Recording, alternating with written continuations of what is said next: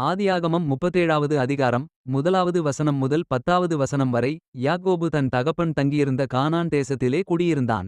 யாக்கோபுடைய சந்ததியின் வரலாறு. யோசேப்பு 17 வயதிலே தன் சகோதரருடனே ஆடுகளை மேய்த்துக் கொண்டிருந்தான். அந்த இளைஞன் பில்காள் சில்பாள் என்னும் தன் தகப்பனுடைய மறுமனையாட்டிகளின் குமாரரோடே இருந்து அவர்களுடைய துன்மார்க்கத்தை தன் தகப்பனுக்குச் சொல்லி வருவான். இஸ்ரவேலின் முதிர்வயதிலே யோசேப்பு தனக்கு பிறந்ததினால் இஸ்ரவேல் தன் குமாரர் எல்லாரிலும் அவனை அதிகமாய் நேசித்து அவனுக்கு பலவருணமான அங்கியைச் செய்வித்தான்.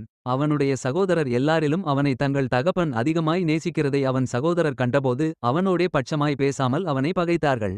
யோசேப்பு ஒரு சொப்பனம் கண்டு அதை தன் சகோதரருக்கு அறிவித்தான். அதினிமித்தம் அவனை இன்னும் அதிகமாய் பகைத்தார்கள். அவன் அவர்களை நோக்கி, நான் கண்ட சொப்பனத்தைக் கேளுங்கள். நாம் வயலில் அறுத்த அரிகளை கட்டிக்கொண்டிருந்தோம். அப்பொழுது என்னுடைய அரிக்கட்டு நிமிர்ந்திருந்தது, உங்கள் அரிக்கட்டுகள் என் அரிக்கட்டை சுற்றி வணங்கி நின்றது என்றான். அப்பொழுது அவன் சகோதரர் அவனை பார்த்து, நீ எங்கள்மேல் துரைத்தனம் பண்ணுவாயோ?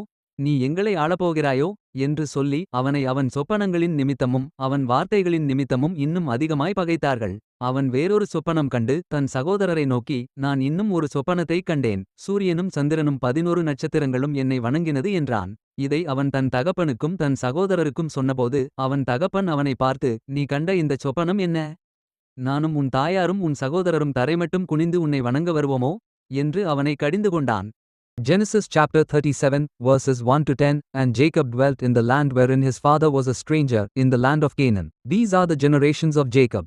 Joseph, being 17 years old, was feeding the flock with his brethren, and the lad was with the sons of Bilhah, and with the sons of Zilp, his father's wives. And Joseph brought unto his father their evil report. Now Israel loved Joseph more than all his children, because he was the son of his old age, and he made him a coat of many colors. And when his brethren saw that their father loved him more than all his brethren, they hated him, and could not speak peaceably unto him. And Joseph dreamed a dream, and he told it his brethren, and they hated him yet the more. And he said unto them, Hear, I pray you, this dream which I have dreamed. For, behold, we were binding sheaves in the field, and, lo, my sheaf arose, and also stood upright. And, behold, your sheaves stood round about, and made obeisance to my sheaf. And his brethren said to him, Shalt thou indeed reign over us?